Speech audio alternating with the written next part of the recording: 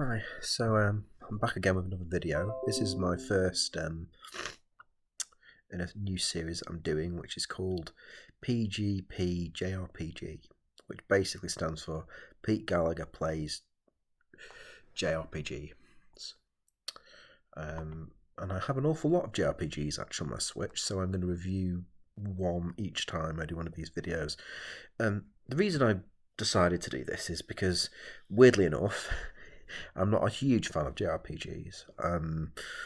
I've liked some in the past. I've liked Final Fantasy, but I've sort of recently I've got a bit burned out of them, a bit bored of them, a bit annoyed of seeing so many of them on the market. So many of them just all seem like they're the same thing, or really boring, all these like farming simulators and stuff. So I thought, rather than just needlessly hate on JRPGs, I would actually play some of them. And see what I actually think of them, and if actually in playing it, do I actually understand what all the fuss is about, so to speak. So the first JRPG I'm going to talk about today is one that I've just finished, which I've been playing for a while. I finally finished it last night. Is Persona 4, which is a pretty old game. I didn't realise when I actually bought this game quite how old it was. It's actually from the PS2 era, I think, and from the graphics and the way it looks, you can kind of tell. And I keep hearing, so many things about Persona, this, Persona, that. So I was like, I'm just sick of it. I'm sick of keep hearing about Persona. So I was like, right, well, I'll play Persona 4. Bought it quite cheap on the store, in the Nintendo Switch store. And I'll be honest, I've really enjoyed it. I have actually really enjoyed Persona 4, despite its dated graphics. I think gameplay was really good. The story is really quite interesting and engaging. Like, I found myself pretty gripped throughout it. I fell in love with the characters in Persona 4. I thought the characters are really good, really well realised.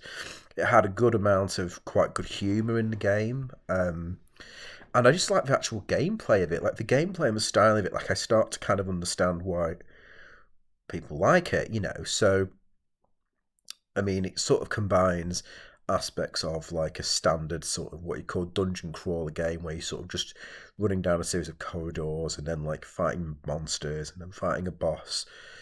Um, and it then combines that with like other aspects of the game. So it's like that's one part of it, is you going and obviously doing a traditional JRPG stuff, but another part of it is living the sort of life of this character and like making connections with other characters and doing side content and then making personas and creating bonds with other characters. I really like that idea of creating bonds with the characters and how that impacts on the gameplay. So all that side of it I found really fascinating, actually more fun than the typical JRPG aspects of it. I think that was the bit that was weak. If there was a weakness, it was that. Even though the gameplay is well and it's good, I think the graphics, like I say, have dated, and I think some of the villains and some of the baddies look a bit rubbish. Like, I will say, like, some of them look okay, but some of them look a bit weird. Some of like the shadows and stuff that you're fighting don't look great. But that's it as far as negatives. Like, I think the music was great. I think the characters were brilliant. I mean, it was all in Japanese, but obviously it had English subtitles on it. And it just makes you feel like you're watching a really high quality anime. I mean, that's exactly what it is. It's an anime style game. But the good thing about it is that the characters did feel real. They didn't just feel like cliched copies, because that's often my problem with a lot of stuff in an anime style or JRPGs. Is I just feel the characters just look all the same, like with like crazy hair and the stuff. It's like there's nothing different about it. And within the anime style, obviously, there's a lot of things that are very similar because all the characters look sort of similar. But actually, with Persona 4, I was actually pleasantly surprised that it did stand out and found memorable characters in there. And like I could look beyond the sort of the style of the thing, which was pretty good, to be fair, in terms of the anime style. It was a nice style, but there was actually something individual, and I remember and will remember these characters, hopefully for quite a long time. And it's refreshing to play a game where the story was real key component. Like, That's one thing I'll say for JRPGs, or at least this one, is I'm a big fan of single player narrative based games, and that's essentially what most of those games are. They're very strong in the story and they're very strong with the characters and stuff like that.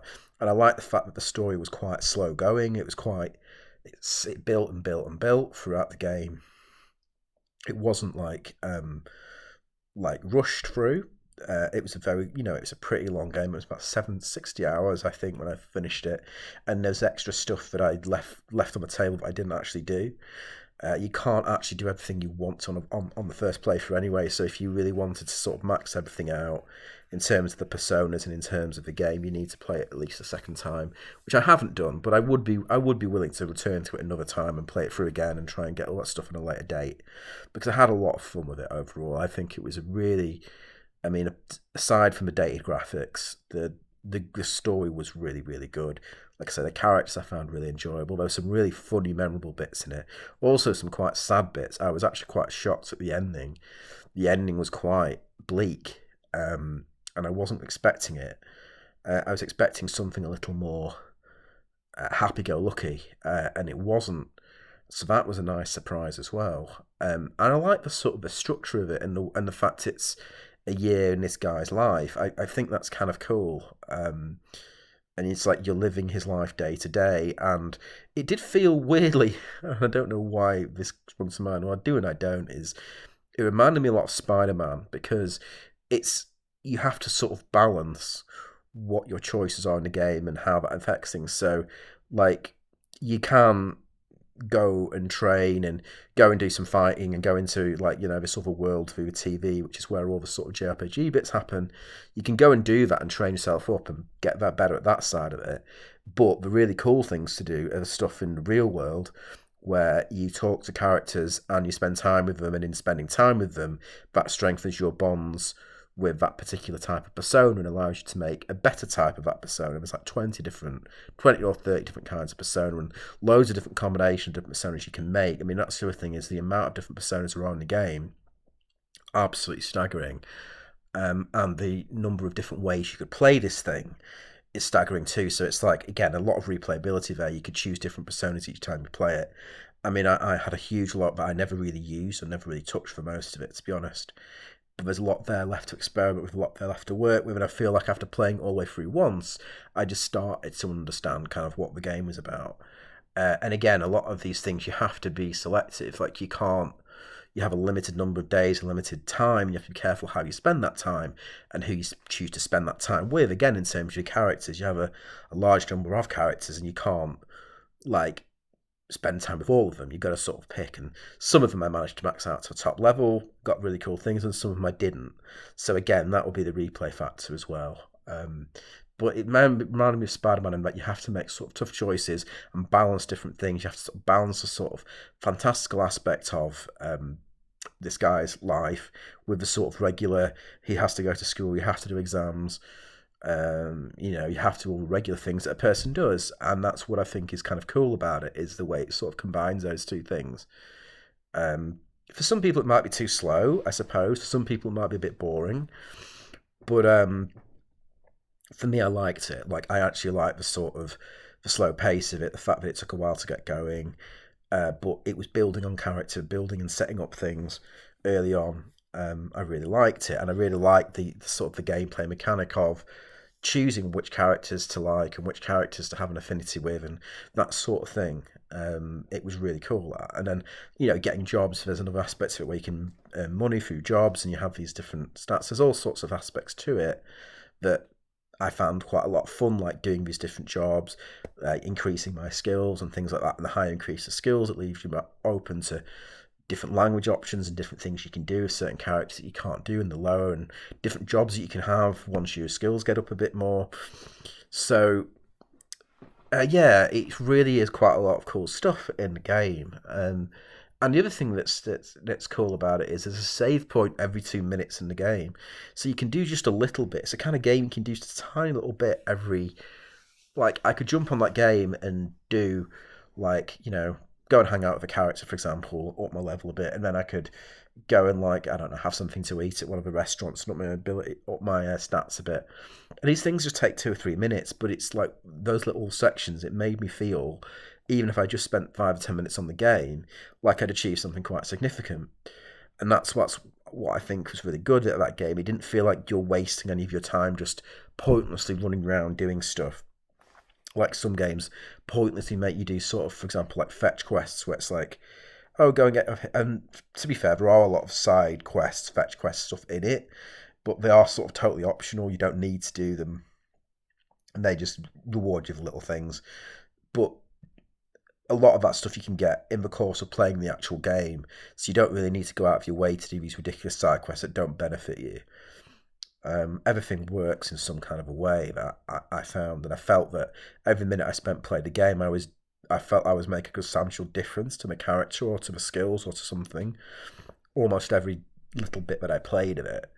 Um, I don't like games that waste my time. I don't like games that have unnecessarily long gameplay loops or, like a laundry of list of things you have to do just because that aren't particularly fun, like obtaining a certain number of an item or something. Like just boring things that are just there to sort of stretch out the game unnecessarily.